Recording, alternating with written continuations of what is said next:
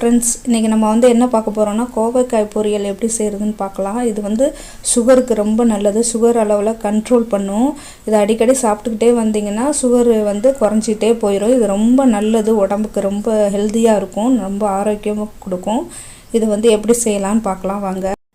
இதுக்கு நான் கோவைக்காயை 1/4 கிலோ எடுத்து கழுவி வச்சுக்கிட்டேன். நல்லா கழுவி வச்சுக்கோங்க. இதை கழுவிட்டு இந்த மாதிரி பொடி பொடியாகவும் நறுக்கிக்கலாம், ரவுண்டாகவும், இல்லைன்னா நீளமாகவும் நறுக்கிக்கலாம். உங்களுக்கு எப்படி பிடிக்குமோ அது மாதிரி நறுக்கிக்கோங்க. எண்ணெயை ஊற்றிட்டு இதில் கடுகு உளுத்தம்பருப்பு போட்டுக்கோங்க. போட்டுட்டு கருவேப்பிலை கொஞ்சம் போட்டுக்கோங்க. போட்டுட்டு நல்லா வதக்கிடுங்க. வதக்கிட்டு இதுக்கு ஒரு பெரிய வெங்காயம் எடுத்து நல்லா பொடி பொடியாக கட் பண்ணி அதோடு சேர்த்துட்டு நல்லா வதக்கிடுங்க. நல்லா ஃப்ரை ஆகட்டும். நிறைய வெங்காயம் சேருங்க, ரொம்ப டேஸ்ட்டாக இருக்கும். பொரியலுக்கெலாம் நிறைய வெங்காயம் சேர்த்தா ரொம்ப சூப்பராக இருக்கும், இனிப்பாக இருக்கும், நல்லா டேஸ்ட்டாகவும் இருக்கும். இப்போ நல்லா வெங்காயம் ஃப்ரை ஆகிட்டே இருக்குது. இதுக்கு ஒரே ஒரு சின்ன தக்காளி பொடியை நறுக்கி சேர்த்துக்கோங்க. இதோட சேர்த்துட்டு இதை நல்லா வதக்கி விடுங்க. நல்லா வதங்கிட்டு இருக்கட்டும். இதில் நம்ம தேவையான அளவு டேஸ்ட்டுக்கு ஏற்ற மாதிரி உப்பு கலந்துக்கோங்க. அப்போ தான் இது கொஞ்சம் நல்லா வதங்கும். டேஸ்ட்டுக்கு ஏற்ற மாதிரி உப்பு போட்டு நல்லா வதக்கி விடுங்க.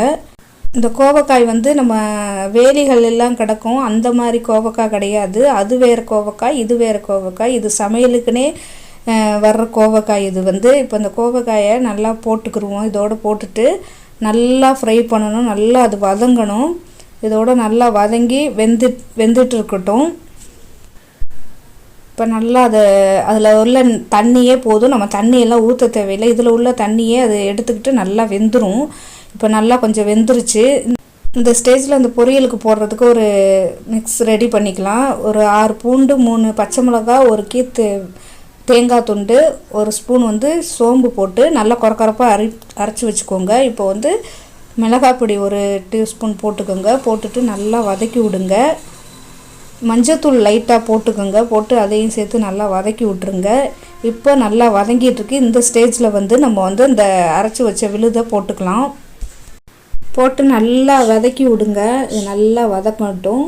அப்படியே அந்த தேங்காயில் உள்ள ஈரப்பதமும் அந்த காயில் உள்ள ஈரப்பதமுமே போதும். அப்படியே நல்லா ஃப்ரை ஆகட்டும். கொஞ்சம் நேரம் 5 நிமிஷம் அப்படியே விட்டுருங்க. இப்போ சூப்பரான கோவக்காய் பொரியல் ரெடி ஆயிடுச்சு. இந்த வீடியோ பிடிச்சிருந்தா லைக் பண்ணுங்கள், ஷேர் பண்ணுங்கள், சப்ஸ்கிரைப் பண்ணுங்கள். பக்கத்தில் இருக்க பெல் ஐக்கானை கிளிக் பண்ணி வச்சுக்கோங்க. அப்போ தான் நான் போடக்கூடிய வீடியோ உடனுக்குடன் வரும்.